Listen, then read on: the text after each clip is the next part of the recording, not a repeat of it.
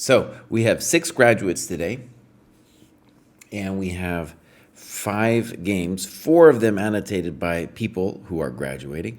1 was annotated by one of their opponents. So a much better percentage than I've been getting in past graduate shows. Really happy about that. Obviously, I can't, it's unrealistic to think that everybody is submitting their games to the Dojo database. Unrealistic that people are persuaded by the pillar of the Dojo training program that you need to analyze your game to improve. But great for me to see it happening here at a, let's call it a broad-based level, right? Okay, now Z Gaming's also here. We're going to cover him as in this show. A lot of people, some people here have graduated twice, and I believe that's going to be Polsky Power and Fito have both graduated twice. Okay, so what I'm doing, it's a very simple show. I do this every week, every Monday, 1:30 Eastern. I take a look at the annotations, if they're there, from one of the players graduating, and then I also take a look at the scoreboard to kind of get a sense of what they've done. Part of that is just my own edification, but also for everybody to see, like, well, what is being done to make progress. And we've done this show many times, and in general, there's more than one path to Rome if you haven't hit your plateau yet. That's my sense of it. I might change my opinion, but that's my basic sense of it now. Like, if you haven't hit your plateau yet and you do all the tactical recs in the Dojo training program, boom, you're going to make it. Or at least that's one way to try to make it. If you haven't hit your plateau yet and you do other things, do the end game, boom, you're going to make it. You do the game analysis, boom, you're going to make it. And at some point, then these people will hit a wall, and then they're going to have to do all the recs to make it. By the way, I want to say something we're definitely seeing, I've said this before, but something we're definitely seeing is people are skipping leg day. They're skipping their endgame recs. Very common. People are intimidated by it. They don't realize that it's important. And obviously, if they're eventually going to make progress, they're going to have to do leg day. That is part of the deal. Okay, I'll talk more about this stuff in a second. Let's start with, we're going to start with Bradle Peter's game. And I could only find one game in the database. So both these guys went from below to 900 to 1,000. Let's first look at Bradle's game, and then we'll look at the progress. So, boom, boom, and here we go. So, all right. So, one problem I have, I don't know if it's a problem, but an interesting thing as a teacher, coach, is that I want to try to speak at the level that the student's understanding things. So, for example, this is a position with a lot of theory here. There are at least a couple different plans for white. And so I don't want to go off the deep end when I'm talking to somebody who is at the 1200 level, right?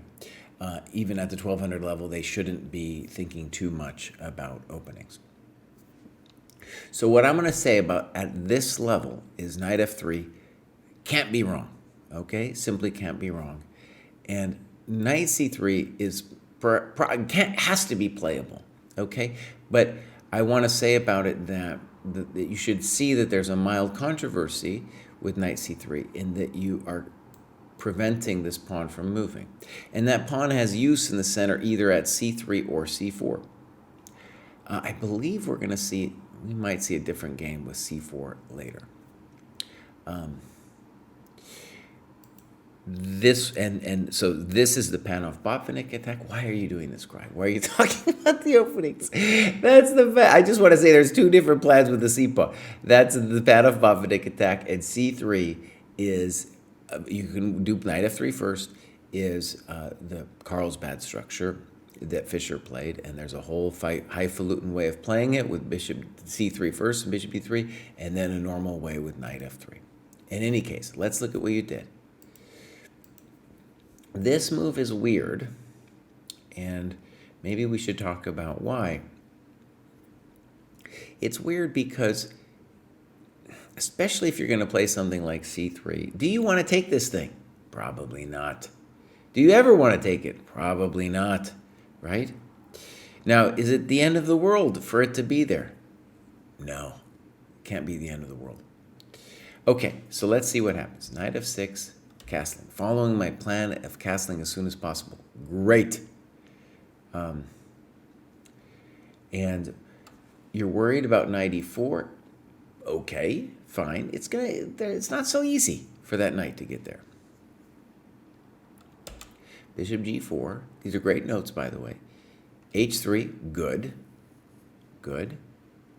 And then you're right. Bishop takes c6 is funky.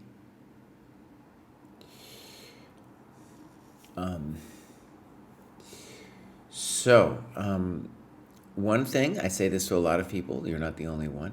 If you say you don't like a move, you should say what you do like, right? Rook e1 comes to mind, c3 comes to mind, that kind of thing, right? Okay. Pop, pop, pop. Now, one thing I want to say is when you say bishop takes c6, a stupid take that I can't explain right now. Now, then when I see, as the chess psychologist that I am, I'm not that good of a player, but a chess psychologist, I'm amazing. When I see b4, I see, oh, that was the intention of bishop takes c6, to try to get some kind of zhuzh on the c5 square, right? Okay.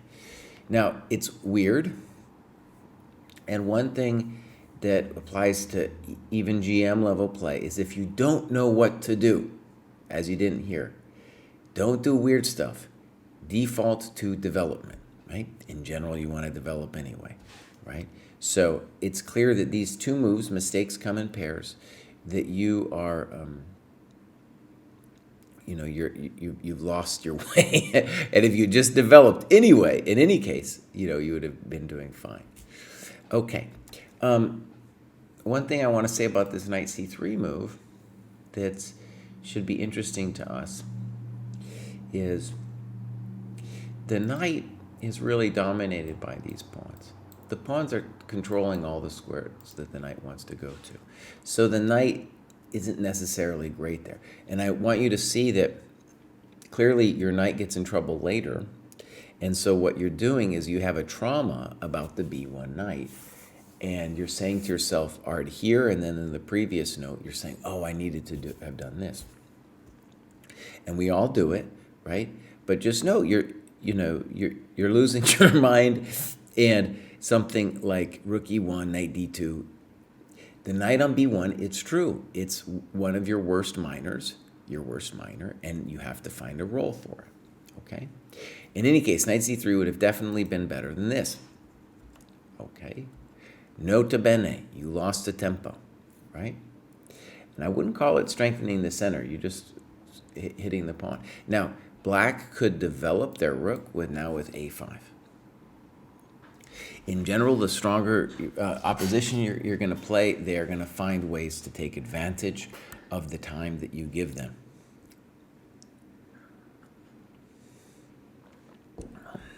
Okay.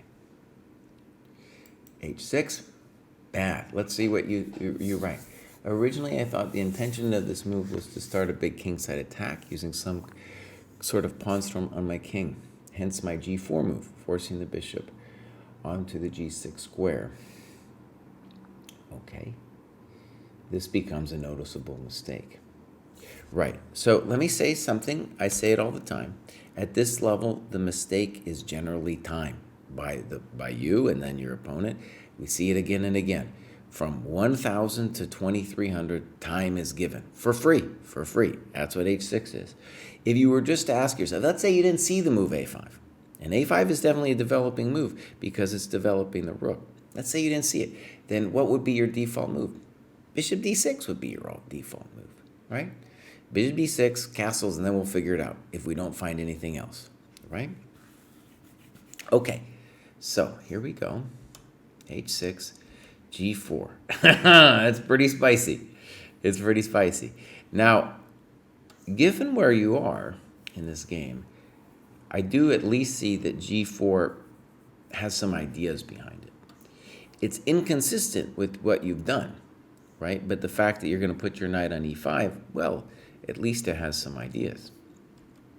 No, you're not going to do it. Okay. So, yeah, I would have assumed that was your intention. This at least gives him something to think about. And I want to stress, I fully believe in black's position here. However, imagine if you're black here, there are some questions that are getting asked of you, right? 1 question, 2 question. And that would be the only reason I can imagine playing g4, right? All right, so, by the way, every time we get a position with this g4, just consider it. It doesn't mean it's going to work, okay? It doesn't mean it's going to work. Just consider it. It could be a pretty annoying pin, okay? And then the real question is, can we, get something more than the pin? I don't know, but we should consider it. All right, let's read what you write with bishop f4.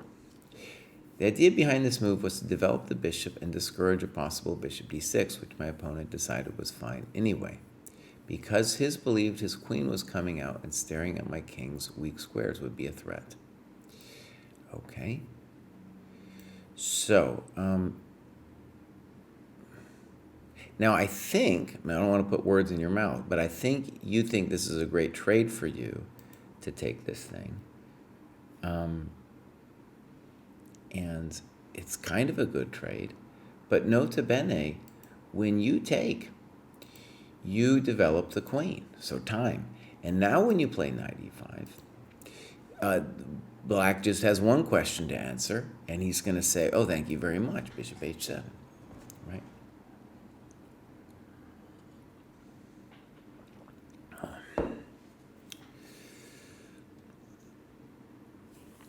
All right. Knight d2, good. Good, we developed. Now black has some interesting questions they could ask you now. Castles is the easy way of going about things, but black could also maybe sit in the center for a little bit because maybe they could work some way, some magic with g5. So a super GM might be thinking some way to get our rook at h8 activated. Black keeps it nice and simple. Okay. c3. Why do I not like it? Because it's a tempo. What would I have preferred? That's a little harder, but rook e1 is the default move. Okay? Now he doesn't. Now a5, it's not nearly as strong. And now you go for it, Bows. Woo! Okay. Let's talk about this a little bit. The reason we should not believe that you have juice on the king side is primarily to do, I think, from my perspective, is maybe experience, is that this bishop on h7 is a beautiful defender, right? So if we think about force count, he's got more force over there than you do at the moment. So when you're throwing yourself up there, it's not clear you're going to win this battle. If the bishops say we're on c8, then I think h4 would definitely be a frisky move, but at least it would be something maybe to cross your mind, right? So basic chess, when you're considering a move like h4, ask yourself the force count question, right? Now I get it. Also notice that when you're doing it, it's a little psychological because you started this ball rolling with g4, right? So now you're like, well, boss, I guess I got to keep going. There's the natural inertia there. And it's much harder for white to play this position than black because black is solid and we don't really know where to put our guys. The white pieces don't. One thought here, I think rook e1 should be your default. In particular, black at some point is going to look to move, I think, should look to move the knight on f6 and play f6 himself or herself. Okay, here we go. f4. And now the guy makes a a controversial decision by taking. Black is going to still be better after this. But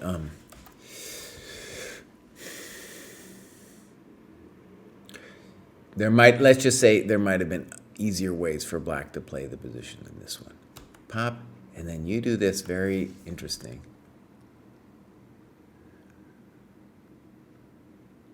Now, let's just say you are in trouble. You're in real trouble, even after FE. Because let's say Queen E7. This thing is a monster, an absolute monster.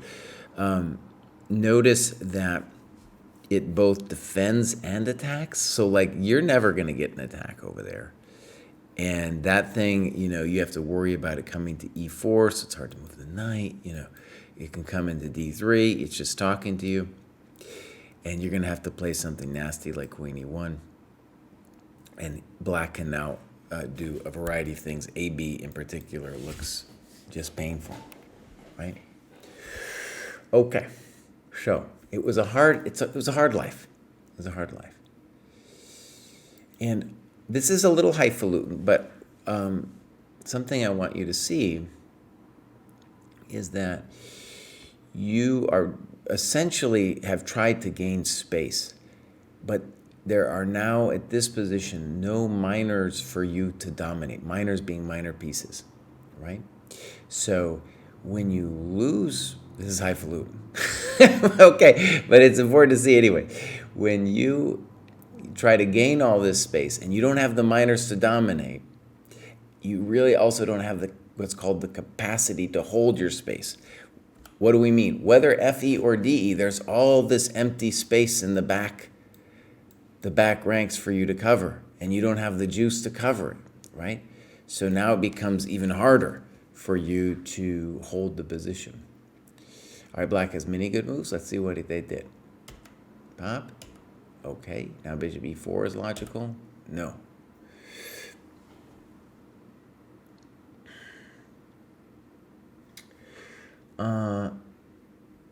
By the way, this is a hard choice. You talk about G5. Let's just say a grief with G5 is now you're letting him carve out the light squares entirely, right? And first question instead of F6, I think, is bishop E4. I still love black's position here, though. Do I understand why? Yeah, okay. And then here, your pawn's hanging and the game's gone. Okay, so they give you a chance. Now, it should be said, I think, well, actually, I was about to say that you're still positionally lost, but now I'm not so sure. And the move, by all means, here is knight H4. So give black some questions. We have to defend the F4 pawn anyway. We want to ask this question, and we want to make him worried about that. And if they play G6, then we just celebrate. We don't even know what we're going to do yet, but we celebrate. Okay? Sometimes you got to celebrate. Like when the Dojo graduates happen, you got to celebrate. And if they play G6, you got to celebrate. Okay. So, Queen D2. Good move.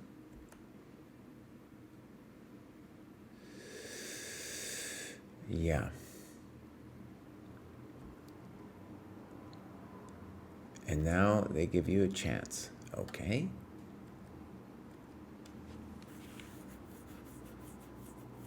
Well, why is this a mistake? Because do you have a choice? You want to play B5 instead?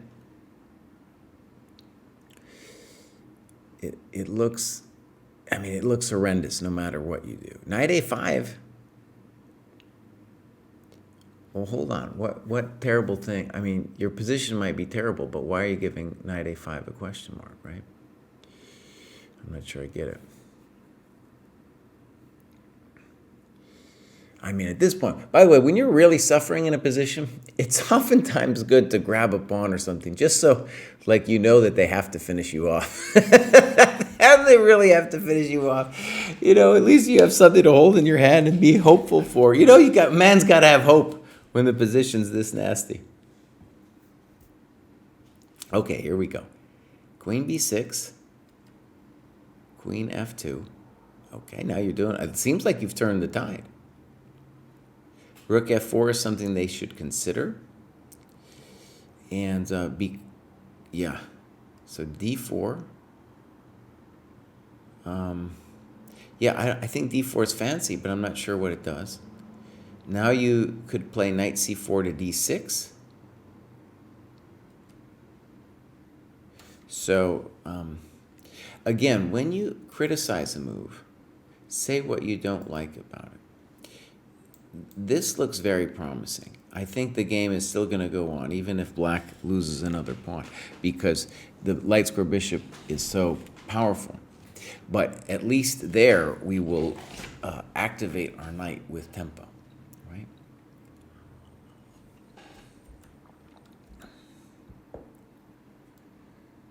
And here, too, knight c4, d6 is interesting. Maybe that's what happened. So, that looks poor, queen a6. And I guess queen c6 was called for, because now we tap, and we give a double exclam to that. Wait a second. We're getting a lot of double question marks here. I'm not sure I get it. So, the thing's attacked, okay? Why is this a terrible, terrible, terrible? And why is this a terrible, terrible? Right? I don't get it. Because AB is certainly the first question I would want to ask. And regardless of where he moves the bishop, I want to think about AV. So wait a second. Let's think about it. It's Kraai, slow it down. It's not regardless. If he plays the bishop here, we cannot play AB. Let's go through that variation. So pop, pop. Maybe we can. I don't know. This is a little hectic for me, though. Then imagine maybe that move. And then it's really hard to imagine how we're going to stop this move, right? Little too spicy for my avocado toast. You know what I'm saying? Okay. So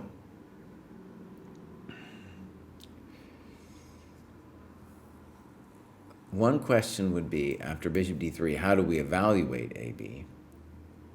And then maybe if he plays the more natural bishop d5. By more natural, I just mean it's nice to cover all these squares. What would we say about this position? And one thing about this position is black should dream about stuff like that. So that, let's say BA, can we get at the pawn somehow and talk to it? Is it super spicy? It is ultra spicy. Let us not fool ourselves, because dude is also coming in. So for example, we cannot, we're one tempo short in this party, right?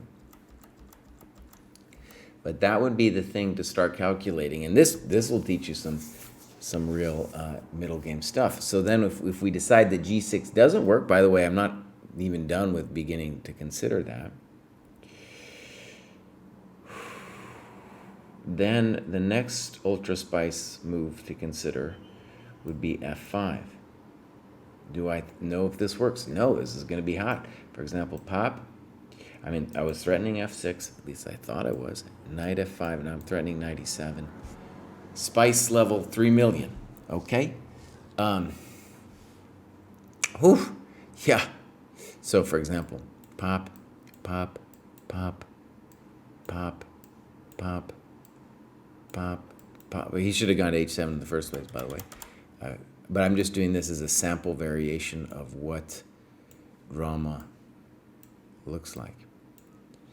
And I have no idea what's happening, and the problem here would be this isn't mate. Okay? In any case, this would be a variation to look at, regardless of whatever level you are. This will teach you tactics. Okay, so here we go, bishop d3, and now we get AB, and the very fascinating question about how do we evaluate this position. Again, in general, I want people to write down what they think the evaluation is. Now, first of all, let's put it on a light square just to make me feel better. Okay? Probably doesn't make a difference. That's just to make me feel better. And then we ask this question, and we ask, is it over? It looks bad.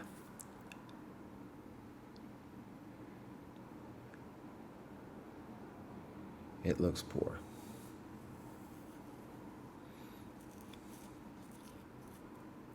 Let's just say we're getting wrecked. Okay?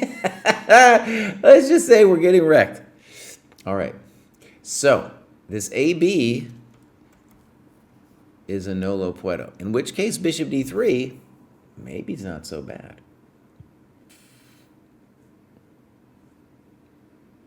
It's a very spicy game.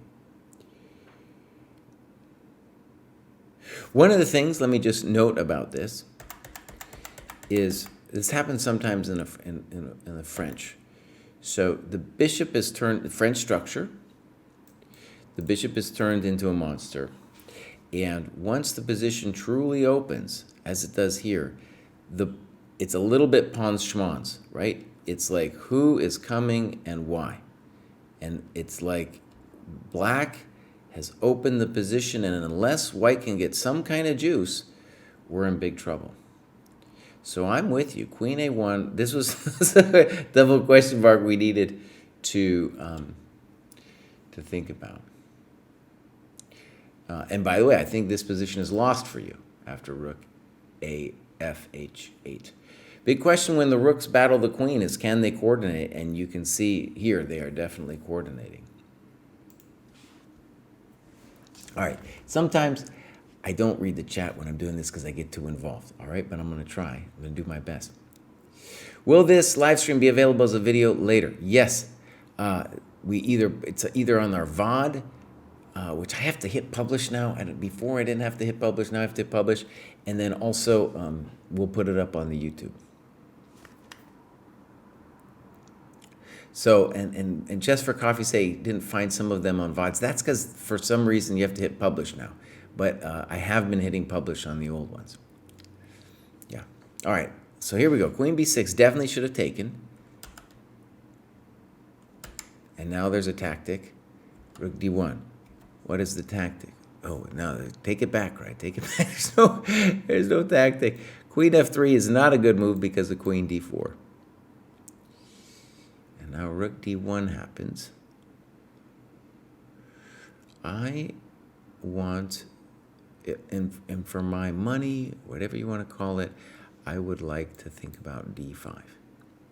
Because I would like to trade queens at all costs. Not all costs. I don't understand the double question marks. Now, here you're saying that this was the worst mistake of the game. It's a very natural move. Let's take a look at how this goes down. Pop, pop, queen b3.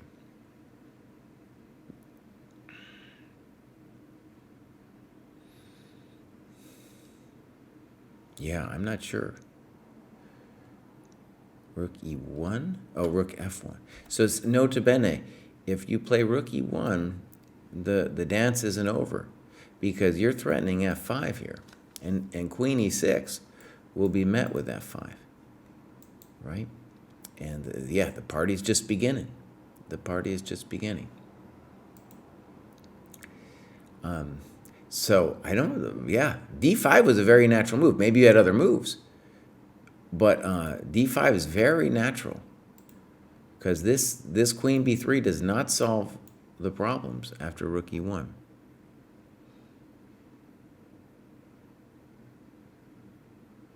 I mean, it's still totally hot. It's just still totally hot. Rook a2, rook e2, snip, snap. Whew, man. Let's look at your other line. You want b5.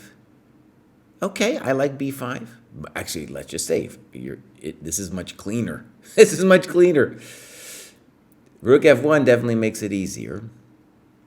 And rook a2, in addition to queen e6, of course, are scary. f5, pop, pop. Queen d6. And now I'm going to guess that you had a forced win here, my friend. Now, in this position, it is very scary. I am not exactly sure what's going on, but I was gonna say the word submit to you. Now I think he's in trouble because check this out: Queen g5, pop. I'm talking to him, Baus. And on this one, you play Queen f3. What if you go check to the miserable king first, and then back? Isn't that game? That's got to be game, right? Because he's got to tend to this business, and tend to that business, and tend to that business. That's a lot of tending. That's a lot of tending.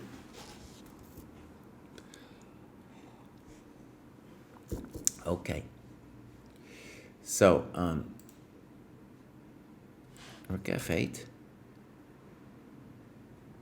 And now queen b3. And we're going to get ourselves into a difficult, hard to understand ending after that.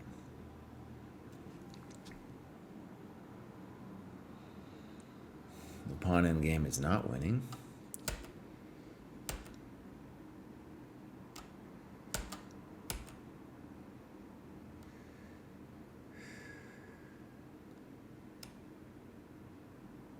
I would definitely just play queen f7 on principle. And now we got to worry. Is that a problem? Oh, why did black? Wait, black! Hey, black! Don't agree to a draw, boss. Now, maybe it is a draw, but just don't agree to it. Yeah, black, let's just say black should continue. Maybe it is a draw, but he should continue. So, let me just say that, maybe you can get mad at yourself for a variety of these things, blah, blah, blah, but you're doing great. You're 1195. The level of annotation's high above that. And so don't feel bad about any of the negative stuff I might have said in this thing. I'm just giving you feedback, but you're doing great, Doc. You're 1195. You're clearly going to be above that in no time at all. Let's go check out the scoreboard. All right, here's the scoreboard. Let me go over there, and we're going to look at Bradle. And what do we got here? No results found. Wait, what's going on, Kraai? Huh? Oh, buddy. What happened to Bradle? Wait a second. What? Wait a second. Let me just try this again. Yo, Mr. Bradle. No. I thought I found Bradle before. There he is, Peter Bradle. Okay, so I just want to look at this. Peter is now in the 900, and let's go to, this is ridiculous, that's got to be there, 800, 900, and see what he has done, or her. Sometimes it's hard for me to, there's Bradle right there. And now, eventually what's going to happen is you can see that the Vorpal blade there has got his graduate bobber, and so Bradle will get his graduate bobber, and he'll be up in the 900 to 1,000. But you can see that he started at 1126, gained 61 points,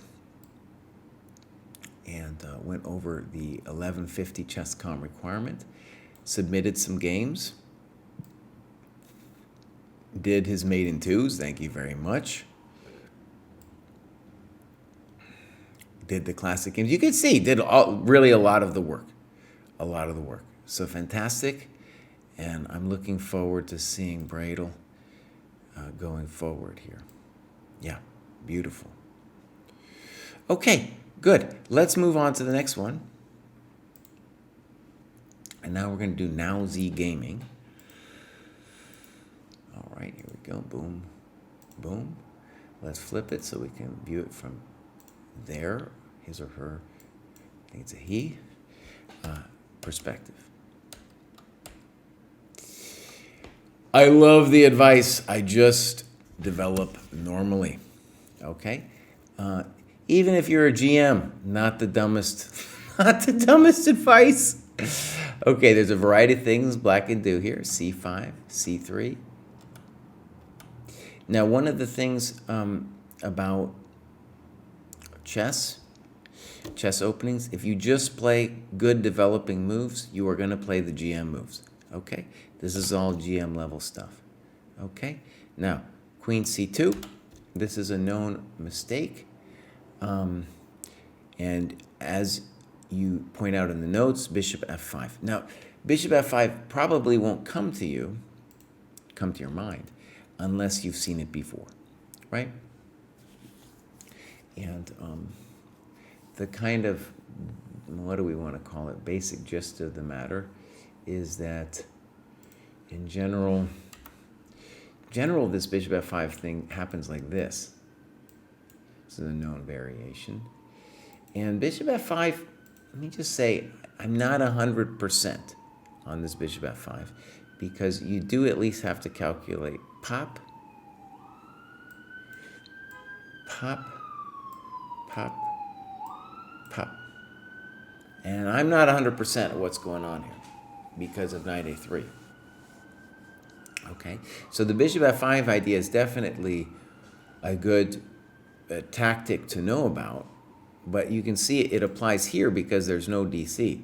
But in this position, I'm nervous about DC working, right? Okay, so Queen B6, Queen C2, and now C4 is a mistake. And you ask yourself, why is it a mistake? Because it's not a developing move, okay? And the old timers would also say that you are losing your pressure on the d4 pawn, which will give white some zhuzh to get in e4 at some point. Is it the end of the world? No, it's not the end of the world to play c4. It's just a loss of time.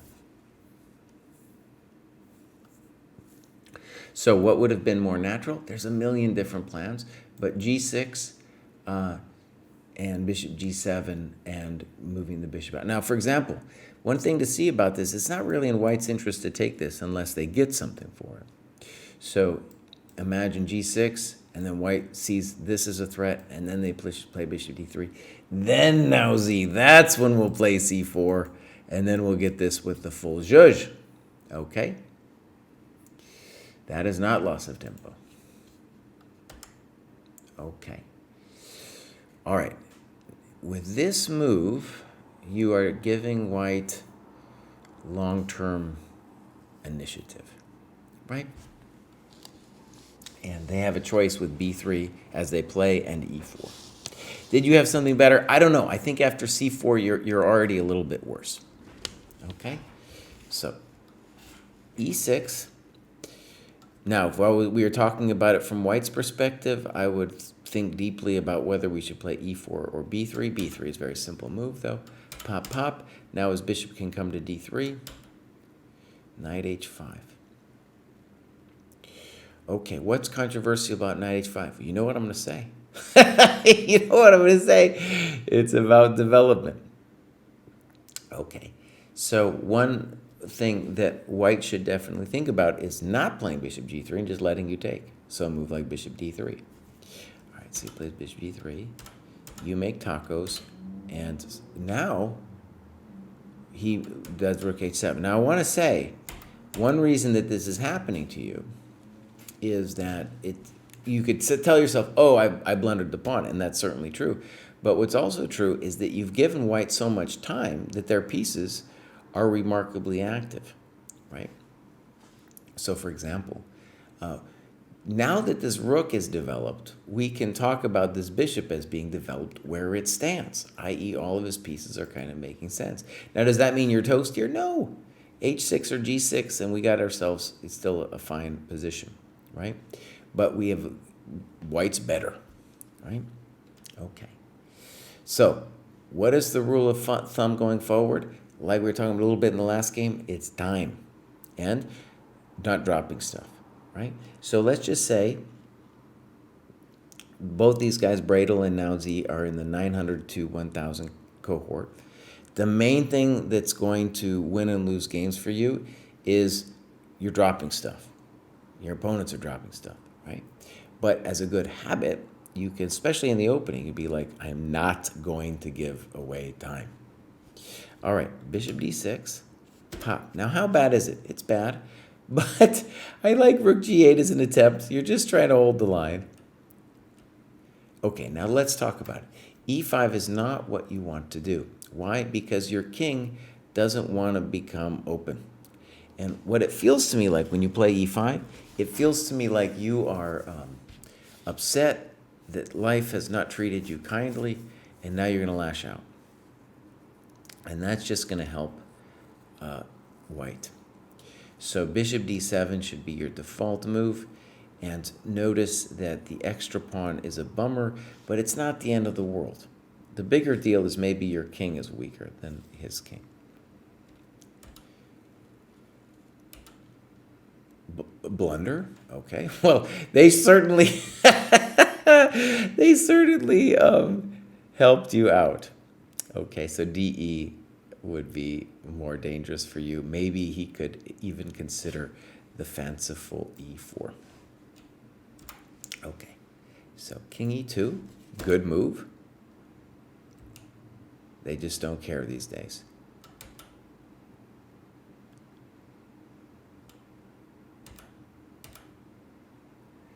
Okay.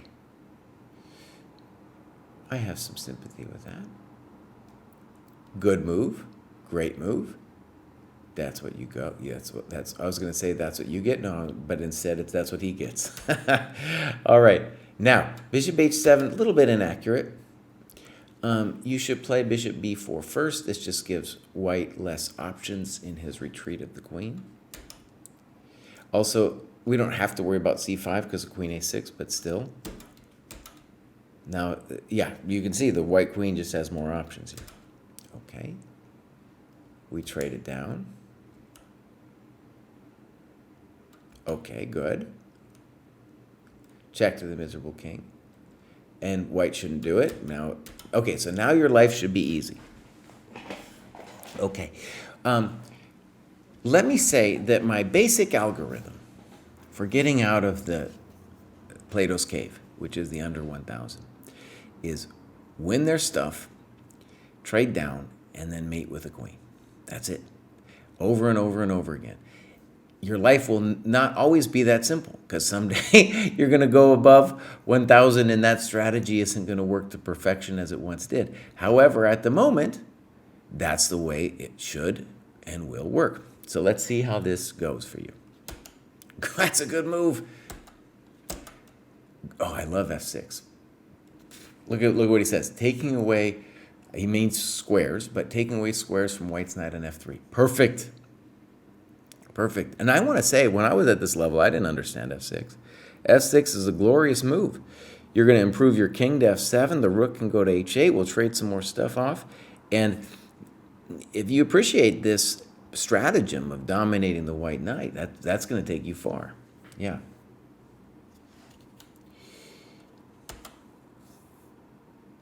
He doesn't know what to do. Great move. They don't know what to do. Now, this move is fine, but I guess I would have wanted rook h8. And maybe you could say to yourself, Kraai, why are you letting white trade take the pawn on a5? Trading that rook just makes black's life so much easier. Once it trades, we just scoop around and eat everything. But okay. Now that's a dirty trick. That's a dirty trick, Bows. All right, let's talk about his dirty trick. He wants to go here, and then king g6. That's some cold ice right there. Now, one thing I want to say about this is, first of all, it's really truly dirty. Second of all, it's a little unnecessary, and what I mean by that is, You're playing for tricks. You're trying to end the game with a trick instead of finding some way to get rid, just to end the game on a strategic note. And so let me stress that this is the move we want. And let me say that with this, it's really interesting to note. I was talking to a higher level student about this recently, is when you got the two rooks against a rook and a minor, like look at it. Now, before these rooks were like doing the same job. Yeah, they're doing the same job. And this guy, maybe someday can coordinate their lifestyles. But after this, oh buddy, this is a very angry rook. He's going to eat everything. Absolutely everything. Okay. So, knight g8. White sees it. Very good. Rook b5. Now, maybe white's giving us a little bit of a headache here. Good. I don't really understand that move. I think knight e4, well, he can't do knight e4 yet. Okay, so that's good for us.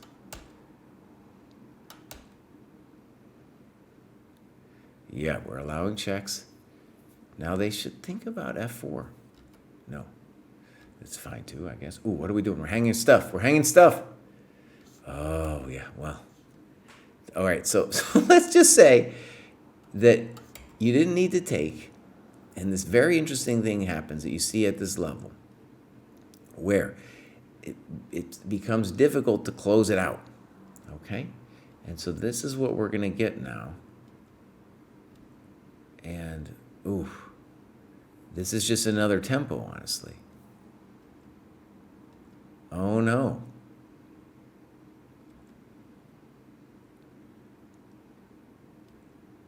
Okay, now they blew it over here in an interesting way. What should they do? They should at least consider king b5.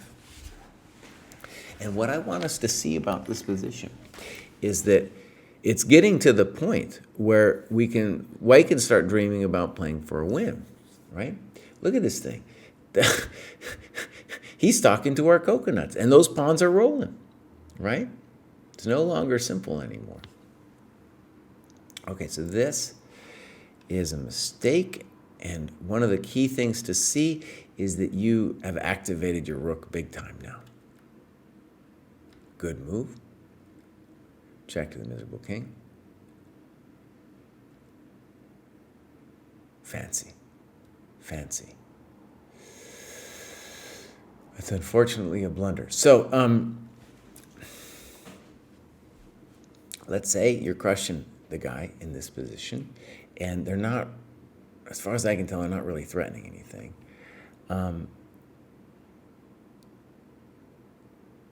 Yeah, and so knight f6 is a very fancy way to try to force a decision. And like I said, this is where you hanging stuff will be what decides games, right? I have full respect for the desire to try to finish the game, right? Yeah.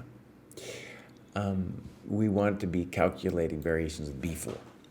b4, king b3, and then maybe even rook takes e4. Like a good calculation exercise in this kind of position. Maybe you don't even need to do it, Kraai. So why are you telling them this? A good calculation exercise would be, what happened? a4, king a4, b3. Is that winning? We'd want to think about it a little bit, but it certainly looks powerful, right? It certainly looks powerful. Okay, so, my friends, let's continue with the game. So black missed pop, pop. And now we have ourselves a party. King f7. Now maybe we're still winning. Here we go. Check to the miserable king. Check to the miserable king. Very nice. Now, he has to take. The man must take. I always say man and I get in trouble. I'm usually right. I get in trouble sometimes. Let's look. King a3, b3, knight d3, pop, pop, pop. It does look lost. We will say that. Yeah, it's lost because if the king were somehow in communication over here, we'd be fine. So hilarious thing is we blundered this. By blunder, I just mean we missed it. But we're still winning because the connected passed pawns are so strong. So we got a little lucky. I don't know what he should do because king b2 is not going to save the day. We're just going to play a3 still. Here we go. The march continues, my friends. The march is going to continue. We're coming. That's it. Okay. So, great game. And let's now go look at Naozi's progress over here.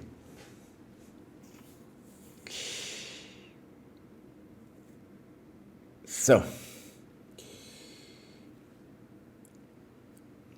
switch scenes, Kraai. Boom. And then we're going to go look up Naozi. Oh, shoot. I'm losing my mind.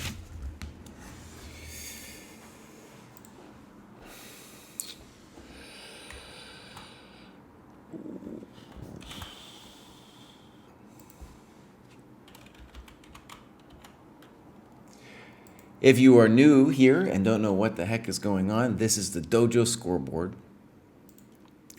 And this is for people in the Dojo training program. And what we're now doing is we're doing the graduate show.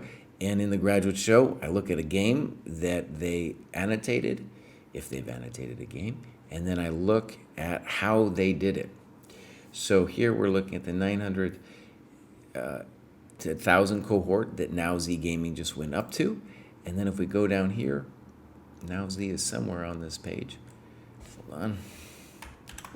We're going to see how they did it. So, Naozi started at 11:15, went up to 11:67, fantastic, passed the dreaded 11:50 mark. Some games, the maiden ones, the tactics like the Puzzle Rush Survival, Puzzle Storm, that kind of thing, classic games, and then they're on to the next level. So, great, dude. And I think the path is clear for 900 to 1,000, and it's going to be paved in the Rex. We got the annotated games that need to be done.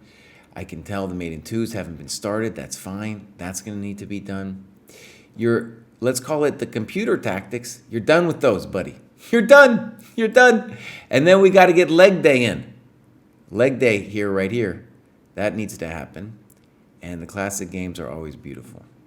People missing leg day. I said that at the start. I noticed that. We were talking about the program and what we're going to do in our year in review reboot. People have not been doing leg day. They've been doing that Puzzle Rush stuff like a madman. But they have not been doing leg day. All right. Give me just 1 second.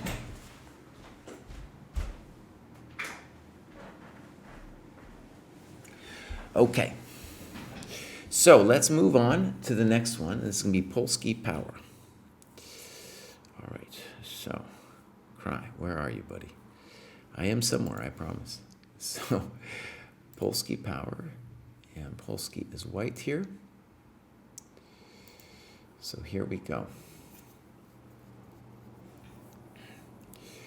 Obviously, I don't read all of the notes, so that's why variety of reasons I want to highlight the notes here. I want people to see how people at different levels do the notes. And obviously, putting the notes out there is a way to help us be more clear when we do the notes.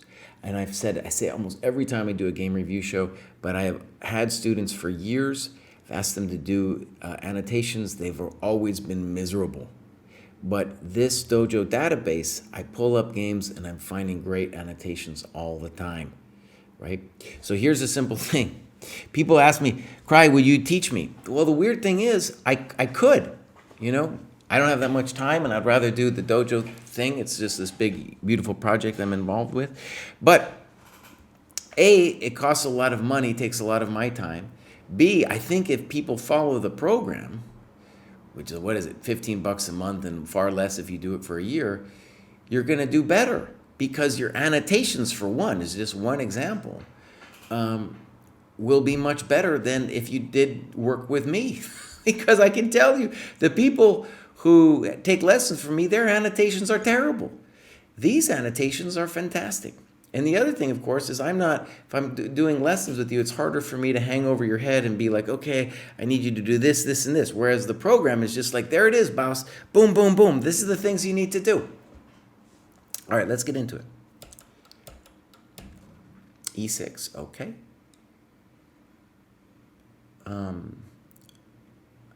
Knight f3, fine, fine, fine, fine, fine, fine. This is actually, this move, bishop d3, is in my course that, I did the Dojo aggressive opening repertoire speed run, and I did a file almost like less than a year ago. I created a file for this, but now, I've really updated it and I put it into Chessable, and we're in the last phases, hopefully, oh my God. Hopefully we're in the last phases of developing this course. And it can't be wrong. It's a very simple system, bishop d3, because if they play knight c6, we're generally going to take that thing. We're going to castle and we're going to play f4. Life isn't hard, right? Okay, pop, pop, and now bishop b4 is a funky move. And definitely you should castle. So bishop b4 is a mistake. And what's important to understand about this mistake is that because black has put all of their pawns on light squares, it means that the value of this dark square bishop has gone up dramatically. And if they lose the thing, then their dark squares are toast, and this guy becomes a beast. So, the drama with bishop b4 is like, no, that wasn't the right spot.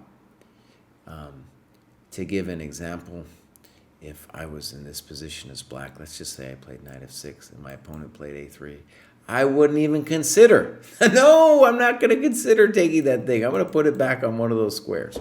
No way. No lo puedo. No lo puedo, my friends. Okay.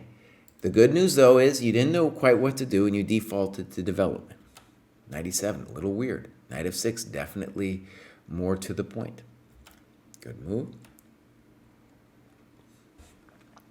a3, notice, they didn't take. So that was impressive.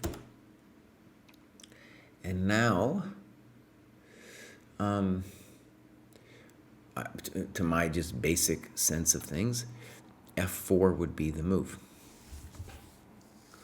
And you played knight f3. Okay, so let's talk about this a little bit. One thing I want to just note, maybe I'm wrong on this, but what it feels like from the very beginning is that you're playing a little timidly because you feel like this person is higher rated, okay? And that's a quick way to lose. It's a quick way to lose. Also, important to see that in Sicilian positions in general, let's go back just a half a touch, because obviously we're in a hectic position now. The guy has lost 1,000 tempos moving their pawns around, okay? So, they do, though, have some advantages that are abstract in nature, such as saying that these pawns are going to take away the squares of my knight. It's a very abstract argument. It's why playing the Sicilian at a lower level is fraught. It's always fraught, but it's especially fraught because the basic intention for black has to be, oh my gosh, if I survive and don't die, maybe I'll have a slightly better middle game. So what that means, though, for white is we must convert our temporal advantage, time, into something. And so when we see this position, we got to play aggressively with a move like f4. And this creates some questions for black. If he takes this way, then that knight, which was previously not so hot, has a square and it's looking at his good bishop. Is it still hot? Yes, but we got to believe in white, especially because of the development. If they let us play e5, then we're also going to believe in ourselves, right? Okay, so knight f3.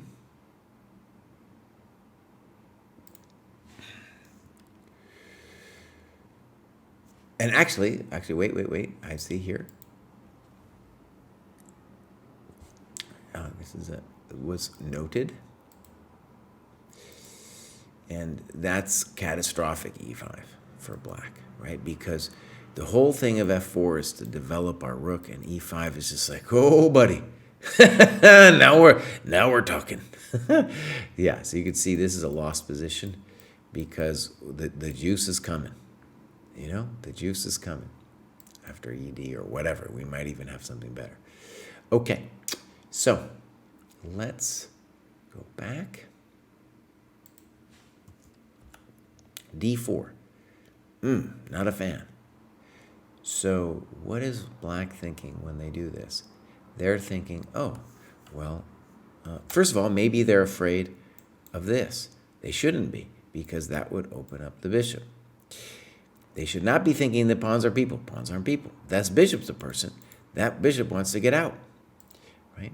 So maybe they're afraid of that. And maybe also they're thinking, hey, if I get this pawn on h2, my life will be grand. Well, I don't know, boss, because now I get this beautiful center pawn.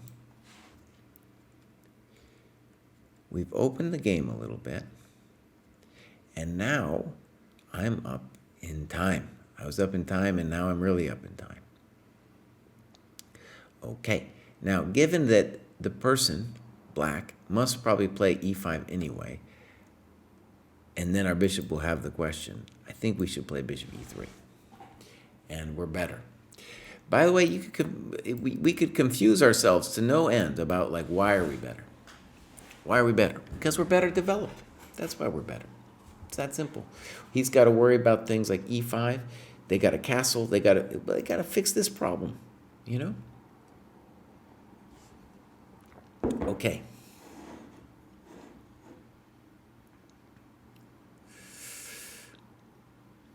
Here we go. So e5, essentially they've won a tempo over the last position we just looked at. Let's read what you write. At this point, I feel like I'm slightly worse, but not lost. Boss, you're completely traumatized by this guy's higher rating. Completely traumatized. You're doing fine. Why would you be toast? Why would you be toast, boss? You're up in development. You're doing fine. Come on.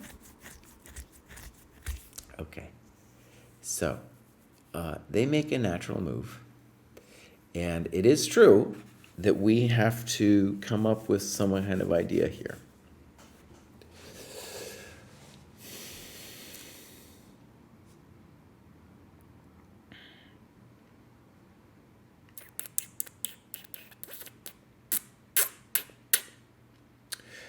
I'm just thinking for a second. One thing to observe is we need to fix our knight on c3. We have a couple of ideas to do so. Knight a4 is a bit barbaric, but it's a thought. a4, a5, maybe with knight a4 afterwards, is also a thought.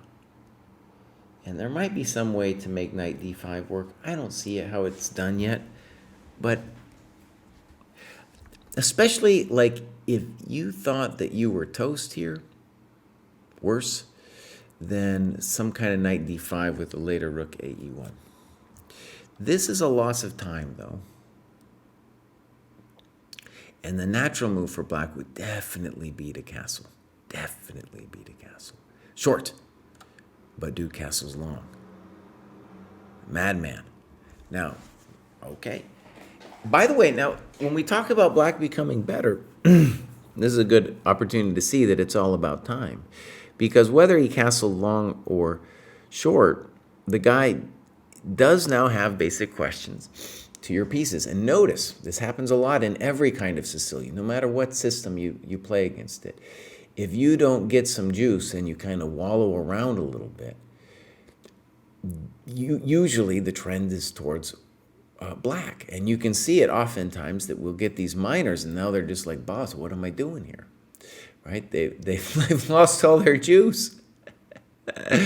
Yeah, they've lost all their juice. So in two mistakes, that you didn't note. I want you to just see how the trend happened. Here, bishop e3, and notice that he really wants to play e5 to fix his business, right? So we lost a tempo here. Bishop e6, good move, and now you lost another tempo here. And whether it's castle short or long, our light square pieces, it's hard to know what to do anymore because black is caught up in development. I like the thought, okay? I like the thought. Now you lose another tempo, but you're probably going to have to move that queen anyway.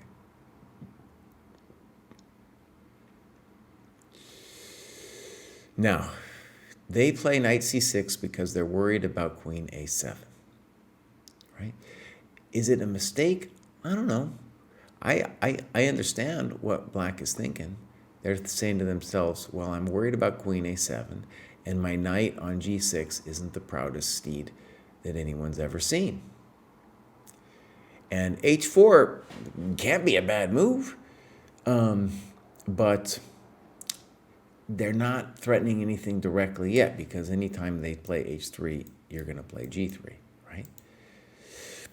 So when we think about it from black's point of view, even though I like black's position a lot here, this is a moment for black where black has to figure out, what's going on. Knight c6, very natural move. Queen c5.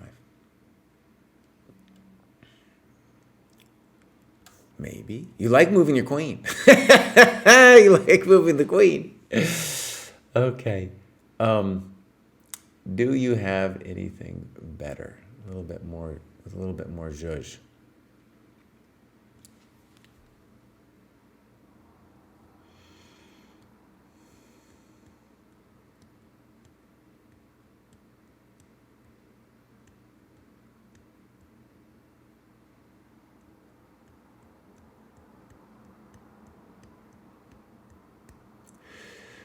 Let me just say, spending a moment on this position myself, in general, a great rule of thumb is in sides with opposite sides castling, it's initiative that's going to count more than pawns. So I don't think b4 works, but I think that should be on our agenda. I think a5 is another interesting attempt just to improve our knight and get some zhuzh. I think knight d5 is an interesting attempt with the thought that if they take, then we get bishop e4 and at least our bishop is working, right? Maybe then, depending on what they do, some kind of b4, b5 after that, right? The issue with queen c5 is you're just moving all around. Knight d4 is an interesting move, simply saying that if they take the queen, they've got the better endgame. So, to my mind, knight d4 is the obvious move, but okay, king b8, a5, good, weird, helps you fix the knight, okay, weird.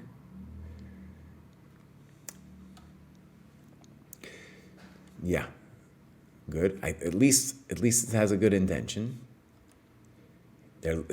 Black has lost his mind. Yeah.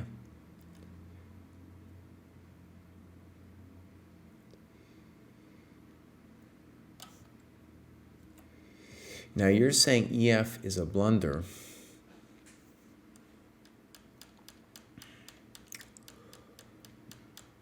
Let's just see what you're talking about. So you're imagining that when this goes down, that you are going to have the drama. It's for one definitely scary. No one's going to lie about it, but it's still very unclear what the heck is happening here. E4, and now either FE or knight G3, and the party goes on. Now let's look at this interesting position. FE4, and now you go for it. Bam! Whoa, baby! Whoa, baby! Polsky Power's bringing it, man. Whether this is correct or not, he is bringing it. And I think he's absolutely right that if pop, at the very least, it's hard to evaluate, right? At the very least.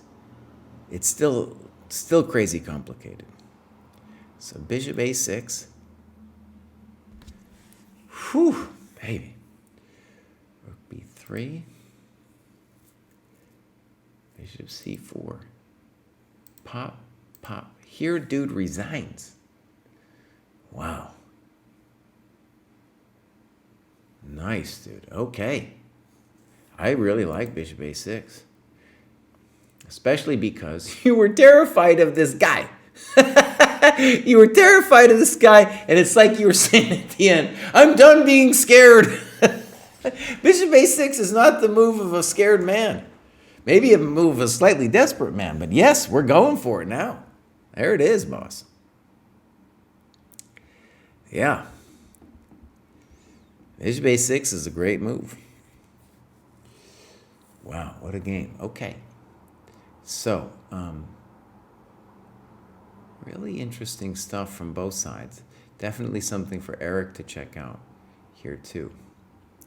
And again, one of the things I want you to see, especially if you've been watching the show from the beginning, I've been talking a lot about time.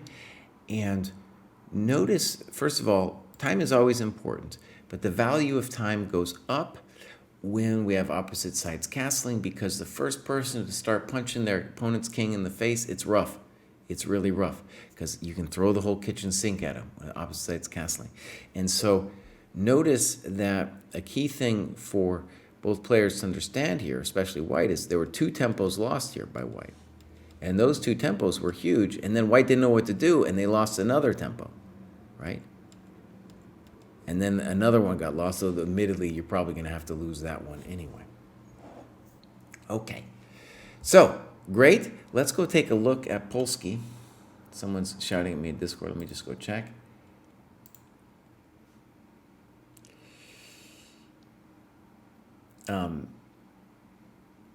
This off-the-wall comment. This is from Ramses. Where can I find more info on the bishop's opening you used in the speedrun series? I'm told it's not a strong opening for white, yet when you played it, you demonstrated consistent success. Bishop's opening's fine, boss. There's nothing wrong with the bishop's opening. And that is hopefully going to come out as a Chessable course soon. I've been working on it. I've been working hard. All right, back to the front. Let's go back. Kraai, don't get distracted. You're in the middle of a show, boss. Don't get distracted. See, that's what happens when you play chess online. Some little Discord thing comes on. You're like, oh, gosh, I could stop thinking now and go look at my Discord. All right, let's go check out Polsky's scoreboard action here.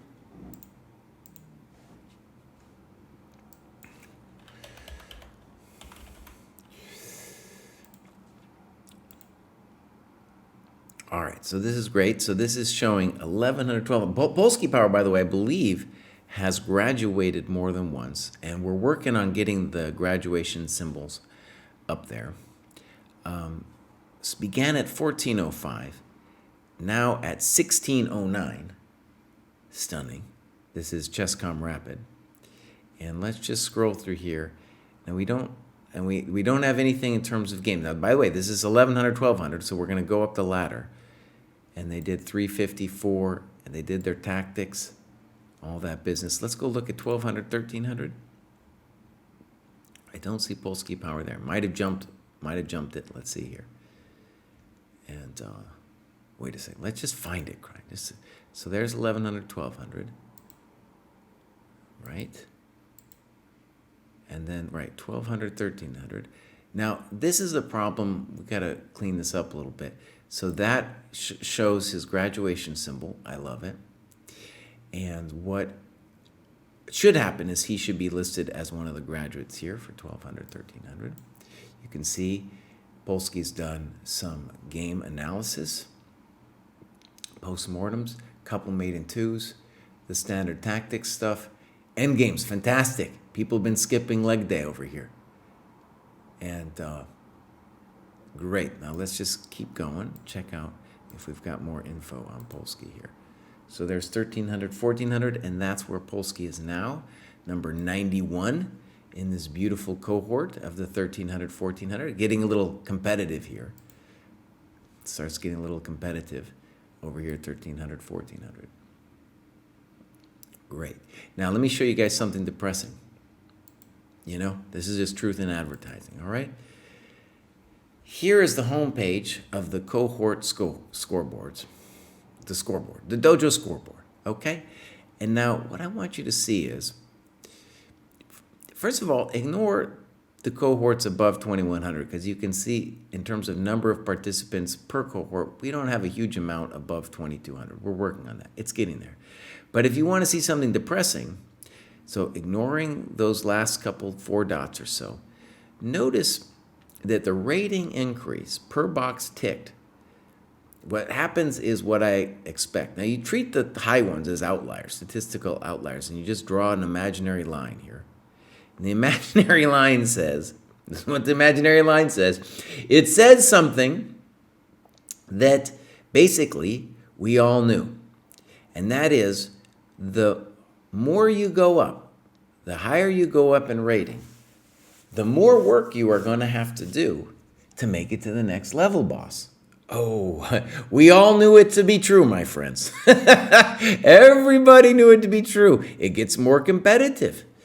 You know, you get up to 1,900 FIDE, you're well within the 99th percentile of people.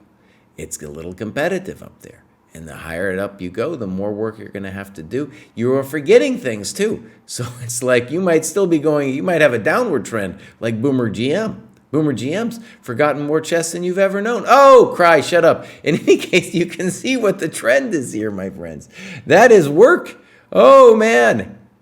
My daughter just entered the 0400 cohort. She doesn't know what mate is yet. But I can tell you, just a couple games, not trying to drop stuff, well, progress is happening faster than it's happening for me, my friends. I can tell you that. Hi, Chess Latte. Chess Latte told me, by the way, that the rough correlation for Chess Kid and ChessCom is about 200 points. I'm testing that. My daughter's at like 9, no, actually it fell to 880. Still, she does not deserve 880, which would be 680 on ChessCom, because those people, she's playing 50-minute games, like half of them are just disconnecting. She gets the points, man. She doesn't know how to mate yet. However, she did do 4 of the mate in ones. Okay, I gave her a little pencil. I said, draw it. So we did 4 of those. I had to help her a little bit. Anyways, we're working on it. All right, we're going to do the next one. This is Zach the Guy. Zach the Guy does not have a game. He's the one person here who... Oh, wait, no, excuse me. Although Zach doesn't have a game, somebody else had a game against Zach in the dojo. So at the very least, we can go look at that. So this is Back Rank Brawler, who's been a friend of the dojo for all these years. And even before we started the dojo, I used to do a show on chess.com, and Back Rank Brawler submitted some of his games. There was like a game review show. Okay, so here we go. Let's check it out. These are Back Rank Brawler's notes. H3. Now, in my system against the perk that's coming out on Chessable, well, what move is it? I guarantee you it's not H3. H3 is a loss of time, my friends. It's Queen D2. All right. Queen H3, castles, F4. What's controversial about F4? It's not a developing move. You guys know me already, huh? Now, Knight BD7, gotta be fine. A move that would be, I think, give black a nice position here would be E5. Just give him some questions. Next move, we'll play Knight C6. Thank you very much. Why is black better? Better development, Baus. And we're coming out here with Queen H4 stuff.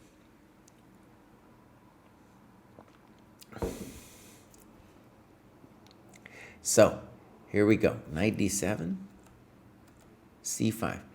I wanted black to play E5 there, but in order to understand that mistake, you kind of, or that idea, you kind of have to know it. Okay, fun little aside.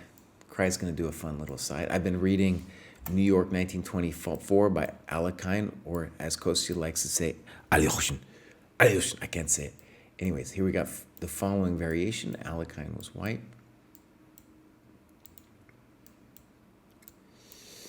And I believe this is the way it goes. Like Knight F3. Are we correct in Mundo here, Kraai? I hope we're correct in Mundo.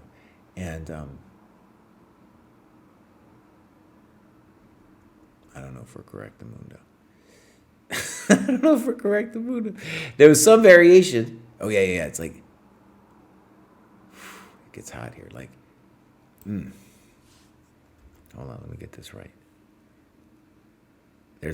So basically, what am I saying? This 4 pawns attack stuff, there are possibilities for black to play an early e5.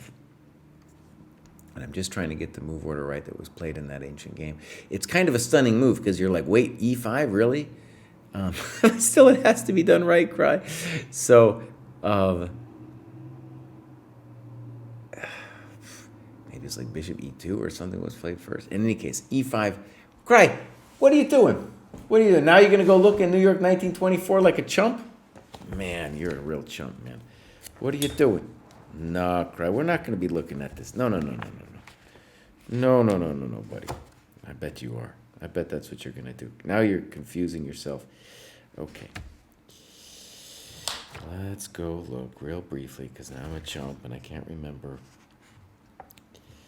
See what I mean? When I'm a boomer GM, man, you're going to forget more than you ever knew.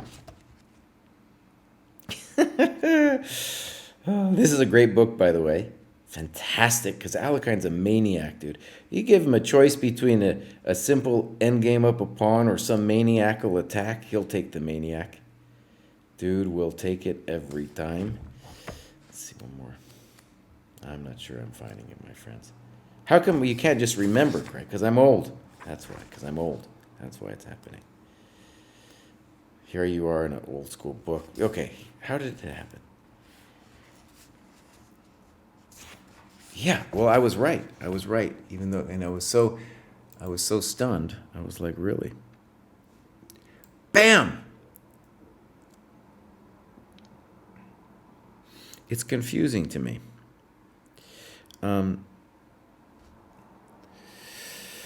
Yeah, this is full madness. And obviously the reason I knew this was the right move, but my mind was like, really, boss?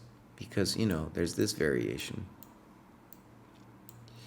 And then we have to convince ourselves that we're actually doing great here, which I'm not 100% on. I'm just going to go ahead and say it. We definitely have interesting play. In any case, this is one of the maniac things that Alekine talked about. And I believe, no one plays the 4 pawns attack much anymore, but I believe this is a move even today. I would have to look that up. In any case, Kraai, you got getting sidetracked, buddy. You're getting really sidetracked. Why did you get sidetracked, though? Because in this position, after white has blown all of these tempos, it's clear that e5 should be on our agenda, and knight h5, queen h4 stuff should be begging for it, right? All right, here we go. Pop, pop, pop. e5.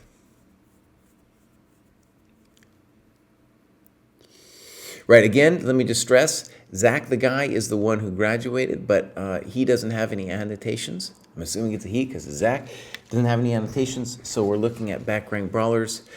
And let's just talk basics. The Perk and the King's Indian are hyper-modern openings. That means we encourage white to take over the center in hopes of destroying the center. And moves like e5 are common mistakes because now we're going to be able to shatter that bad boy, right? Let's see how black does. Ooh, I didn't like it. My gut is that knight h5 has got to be crushing. Just death. Absolute death. And here he gives him g4, but knight f4, why would we be doing it, boss? Why so complicated? Just play knight g3, exchange, rip him open. Rip him open, boss. It's all over.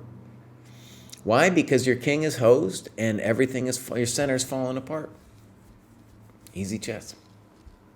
Okay. So,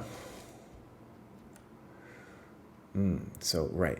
Now I'm going to go ahead and guess that black missed when they played knight e8 that DC is winning a pawn. However, when white is playing for pawns here, the grief is that the position was set up for white to play for space, which, as we said on the show many times, is one of the harder things to do with chess, right?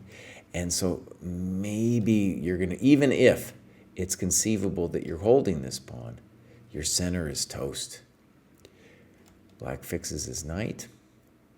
By the way, was there a way after knight e8, which seems wrong to me, was there a way for white to hold the position? Because stealing the pawn doesn't feel right.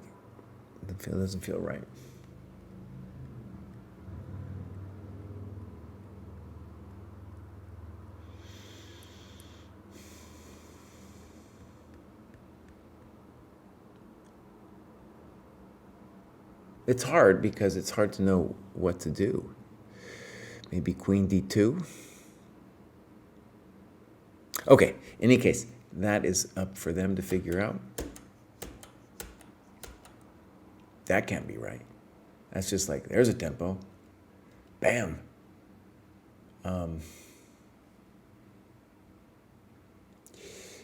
So let's slow it down for a second and talk about Black's opportunities here. Black should be doing great because of the development advantage and the structural problems, right? So let's say El Natural move was queen c7 from Black.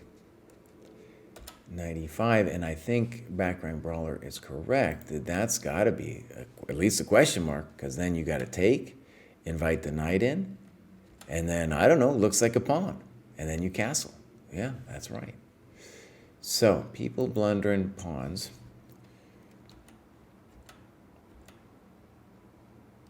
Let's say something obvious.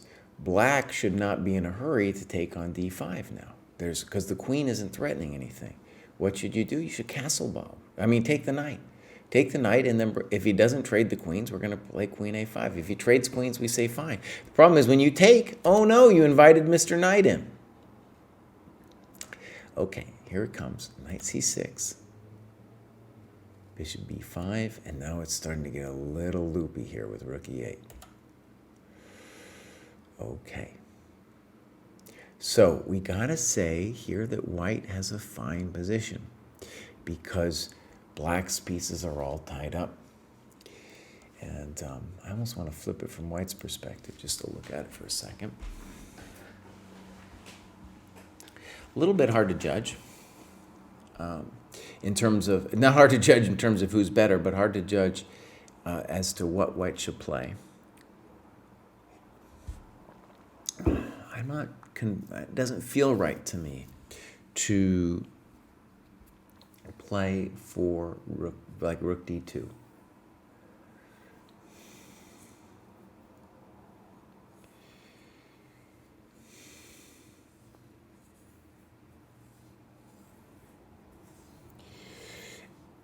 h4 is an interesting question, just to see what they do. They give us the g5 square.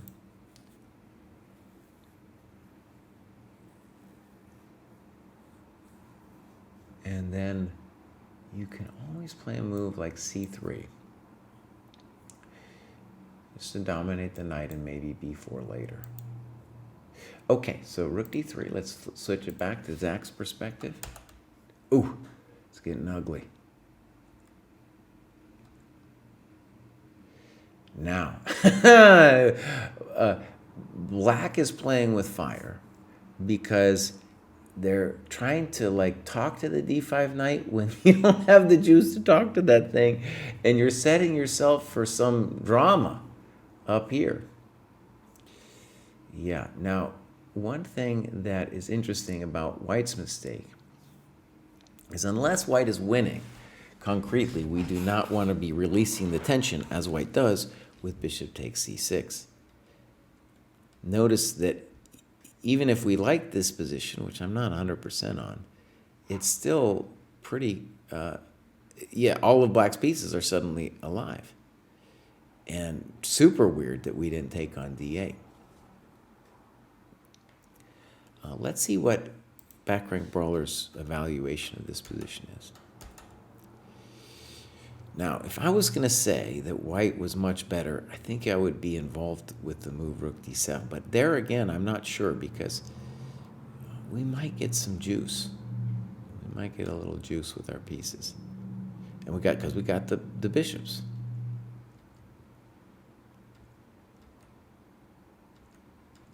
This is the variation back rank brawler gives. If I was going to say white was better here, it would be because if this king is kind of hard to get out. And obviously I'm worried about b5 stuff.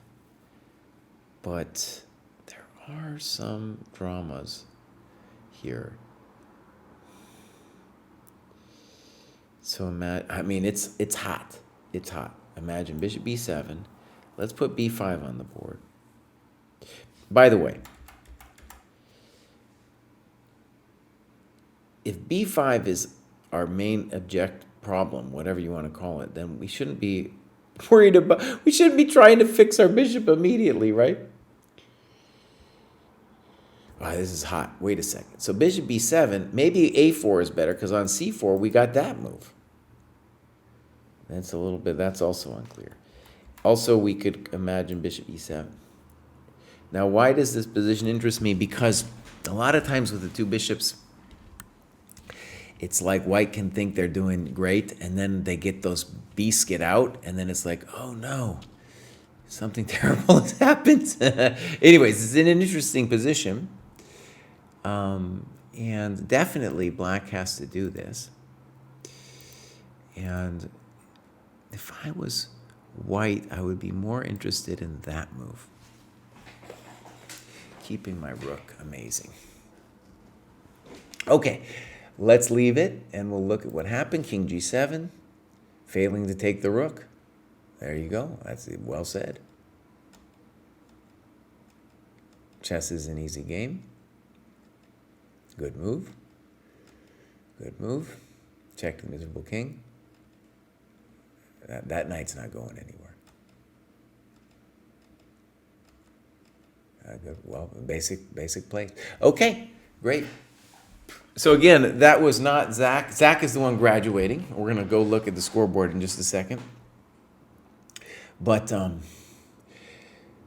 that's why we're looking at Back Rank Brawler's analysis of that game. And one thing you should see about this game is that this mistake is very common when white players are playing against like a Perk or a King's Indian, right? Where basically they don't have the juice yet to defend this kind of e5 stuff, and then their center can really fall apart. Like I said, I think knight h5 is minus plus. Knight e8 looks also good for black. Okay, so let's do the next. Wait, no. We're gonna go look at Zach's scoreboard. So let's go over here. There again is the sad fact that the higher you rated you are, the harder it becomes to improve. Okay, my friends, pop. And then we're gonna go look at Zach. Zach the dude. All right. Where does that go? Zach the guy, there he is. So Zach the guy has gone from here, gained 165 points. I love it, dude. Look at that. Started at 1640, 1805. By the way, Back Rank Brawler, no chump, the guy, Zach the guy's playing. Really working on his chess for years. And let's go see how Zach did it. He did some maiden twos, great. You can see he did not do any of the game analysis yet. Did some of your standard puzzle rush stuff. Read Winning Chess Tactics, very good. Did some end games, very good. I'm going to tell you guys, I was looking at the scoreboard. Leg day has been missed. Leg day has been missed, my friends. Ooh, Zach the dude did Rook Endgame Progression #1. Fantastic. And he read Simple Chess. I'm like, so even though Zach the dude did not submit a game, I really like a lot of the stuff he's doing. Something I was talking to a student with today is how back in the day we had books. It wasn't just chess. Every field of human inquiry, we had books. And now the kids don't even know how to read anymore. It's not their fault. We shouldn't be mad at them. It's just we moved away from books, right? But the Chess Dojo training program has all of these classics built into it. And what I'm hoping is that, first of all, the books are not like, they're not the main part of the program, but I'm hoping that people read these books, as Zach the Guy is, with the sense that even if they don't know how to read because they didn't grow up reading, that they really force themselves to do it. In the sense that what you see in the scoreboard is people do a lot of the easy hanging fruit, right? Like the puzzle rush. Very addictive, boom, boom, boom, you get it done. The books will steep you in chess culture in addition to showing you great games, ideas, trying to put concepts out there, right? Fantastic. And those two books that he's read, beautiful, you know? And so we have really, especially as you go up the ladder, we have some of the greatest chess books ever written. And one of the things we're actually going to be talking about for the May 1st reboot is which books either are moved to different cohorts or pulled out or put in, that kind of thing, right? And it's a little bit of a balance, too, in terms of material we find really good and instructive, but also classic. So, for example, when you put in classic books and you ask modern people to read them, it can become difficult for people to kind of adjust their framework to what the book is saying. Like, it's hard for people, modern people, to read My System. Definitely the greatest book on chess strategy ever written. Very difficult for people to read it. So that's the kind of line we have to figure out. In any case, I'm very happy that Zach the Dude is doing the work. Let's take a look at Fido. Fido does not have a game, either by him or somebody who played against him. So let's just go take a look at the scoreboard. Bang, bang. And Fido has graduated more than once, my friend. So let's go take a look. All right, wait, I want to start at the beginning. I want to start at Fido's beginning. Because Fido started, check this out, he started at 12 to 1300 with a ChessCom rating of 1522. Now, one of the things you can see about this beginning of Fido here is he began in a cohort that was lower than his rating. And a lot of times what people are doing is they just want to make sure, or they want to see what the lower requirements are, maybe work through them before going up. So that's a little bit what's happening for a lot of people, and I think that's what's happening for Fido, which means he's going to get a lot of graduation symbols attached to his name. All right, so then Fido graduated to 1300, 1400. Dude has been, look at that rating increase, dude. 367. 20 points per box. And then that's 1400, 1500. And then Fido, of course, now is all the way, there it says 1500, 1600. And this is the one we're going to spend a little time on to see what he's done. And it looks like for this one, at least what he's marked, he hasn't been doing any games. I think I saw this from previous graduation shows. And when I say games, he hasn't been annotating his games yet. Done some of the Polgar puzzles. Done the survival stuff. Done the endgame stuff. Fantastic. Good, Fido. Good. Good. And that's about it. And that's, so one of the things, and I said this, I remember last time I looked at Fido when we did the last graduation show. Fido is not even close to his plateau, right? The guy is, or girl, is at 1956, and he's just flying up there. So at some point, they're going to hit a plateau, and Fido is going to have to start analyzing their games, right? That is at least my belief in terms of what happens. But one of the things I will just say about the points per box is if you have a high points per box, like this, 28, anything over 10, in fact, you're not near your plateau. You're just flying. And a lot of times what's happening too in the pandemic is a lot of people had the bad habit of just playing a bunch of blitz and not doing real sweat work. And then the moment they're going to do some sweat work, boom, we're going to see some epic improvement, right? Okay, cool. Is this form public? Yes and no. This form is really accessible to people doing the Chess Dojo training program. If you're ever interested, we can always do this thing. Exclam training. Join us at the training program. Chess Dojo training program. All right, let's go on. We have one more to go, and this is Chess for Coffee. Chess for Coffee.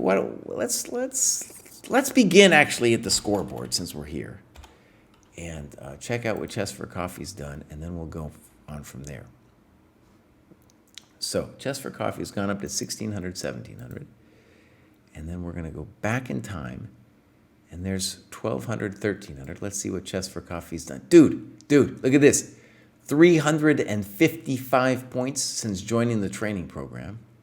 It's a little unreal, my friends. A little bit unreal. There it is. 18 points per box. Let's see what dude has done.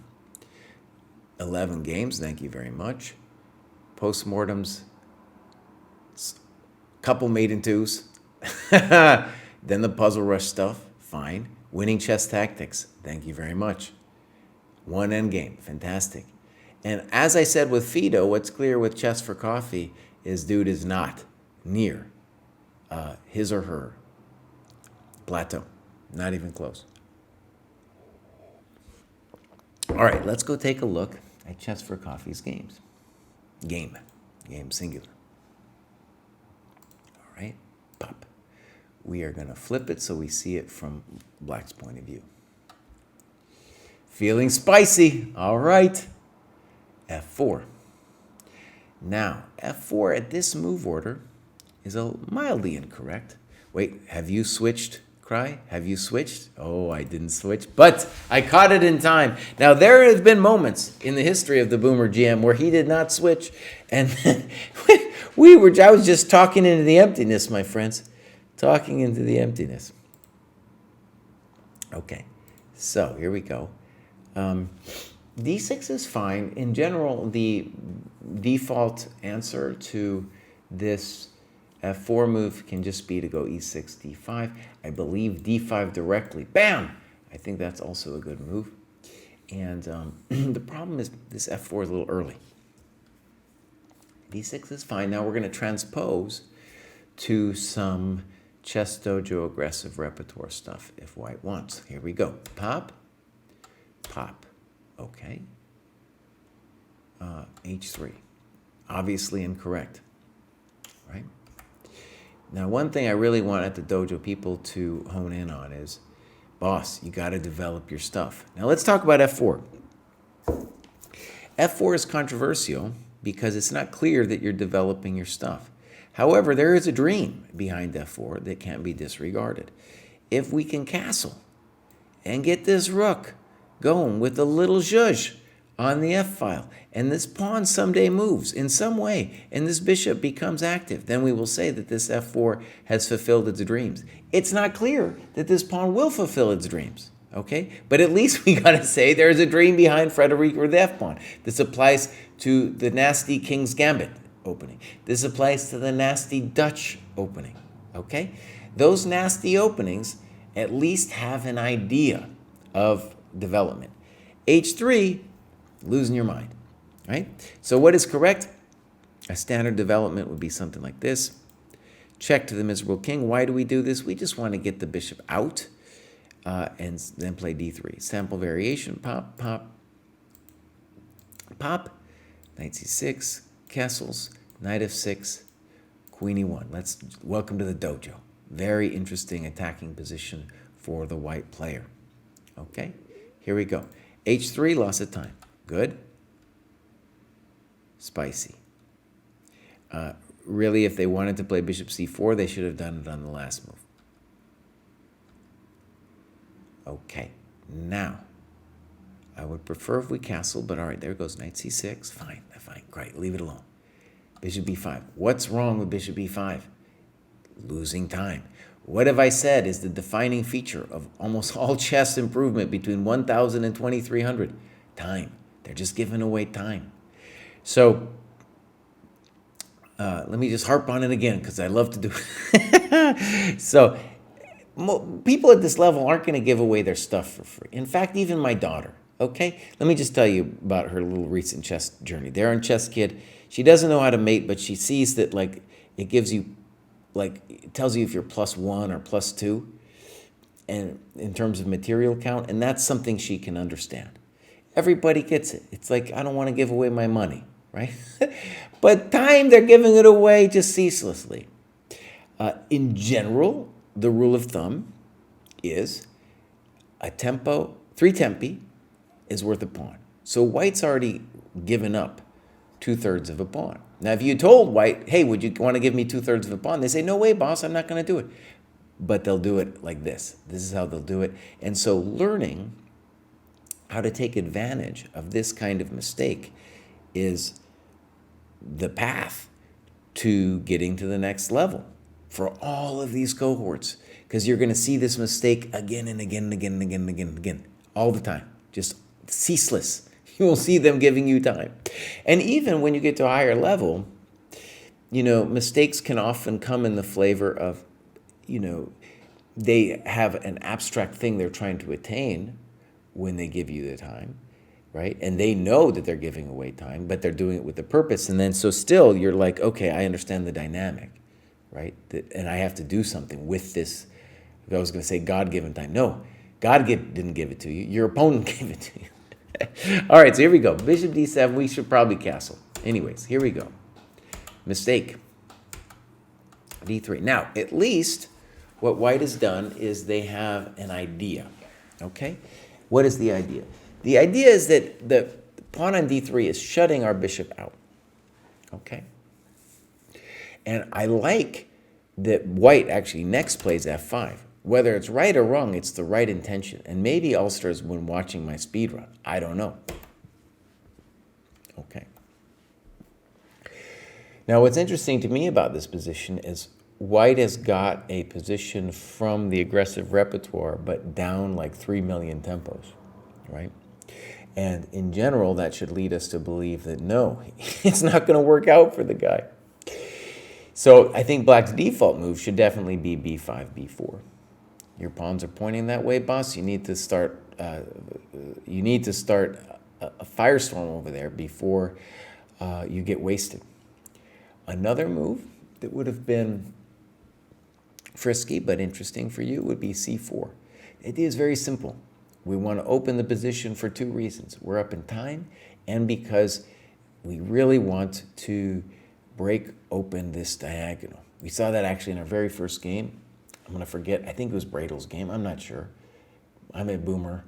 I'm not actually a boomer, but that's what they call me. They call me Boomer GM. In any case, I forgot whose game it was, but we saw that epic game at the beginning of the show with the unopposed light square bishop, which would happen if after c4 white took. White should not take. But obviously, if I can open the position, that's an advantageous situation for me. So either b5 or c4 for black here. In principle, good. In principle, a good move. Let's see how black responds. Okay. Boom. All right, good. And we have the jump, so this should be fine. Now, what was f5, by the way? You can see that in the aggressive repertoire. It often happens, usually after queen e1, h4, so that we have a mating attack with f5, bishop h6, knight g5, and mate to the miserable king. Now, of course, white is down a significant amount of time, and we shouldn't expect it to work, but that's the general intention with this f5 move. And what I like about GF, even if it's ballsy, is that we are at least trying to cut the bishop, to open the bishop on c6, drunken bishop. It's getting late in the show, my friends. So white should consider, by the way, the move knight h4 here. Very interesting. And after fe, we will consider 2 moves, 1, and probably just simply that one. Do we know exactly what's happening? No, but that knight is scary. It's a very scary hombre. All right. So, pop. I think that's reasonable. I don't understand that move. Good move. 94 looks to me like white's just dropping a pawn. Okay. So, if we want to be charitable to 94, then we would have to say something like, well, the knight needs... Sometimes what happens in these variations is we trade this knight off to develop an attack. But in general, I think black's the one who's got the zhuzh. Now, pop, pop, and I definitely want this move. Definitely. Because if I can take that pawn or any way use that bishop to defend my king, then I feel safer. That doesn't make me feel safe. That doesn't give me that little sparkly feeling of safety that I'm after. All right, rook b1 happens. There's white might get creative and consider simply giving that exchange. But here he goes. Good. And now we should definitely consider giving our exchange. Okay, big moment for white. They go for it with the natural knight g5. I say natural because that's the move they should consider. Whether it works or not, we can say, I don't know, but that's the scary thing. Okay? White pins my bishop and I side. And I side. Okay. Now we should say before you side too much, he is getting this opposite color bishop situation, and it's a little hot. For my money, as it were, I'm not going to talk too much about money here, I would be interested in bishop takes e4. And if I can get rid of this thing, I feel like I'm not going to get mated. And that's the main concern. If we don't get mated, we're winning this position.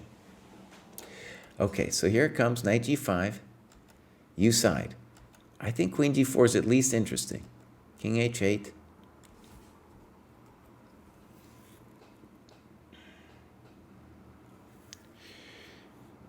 Guy goes this way. We could talk about queen g5. We could talk about it. Good move. Good move. Thank you very much. Now, let me just say the obvious. We have bishops of opposite color. And we definitely want to believe in black. But it's not over yet. Oh, I don't like that move. Okay. Maybe queen a5 is fine. The reason I don't like it is because I want to talk to this square and this square. And I want to free this bad boy here. So queen b7 would be my default move. And then here, my default move would be d5. I want to open the Dojo. Okay? Now, again, queen a5 is maybe fine, but I want to stress in these opposite color bishops positions, the initiative really counts, because if dude gets the initiative on the light squares, we're over. If he gets the initiative on dark squares, we're toast. If we get the initiative on the light squares, we are toast. That is not a happy move, my friend. Now, does he have something better? I don't know. Maybe not. Maybe not.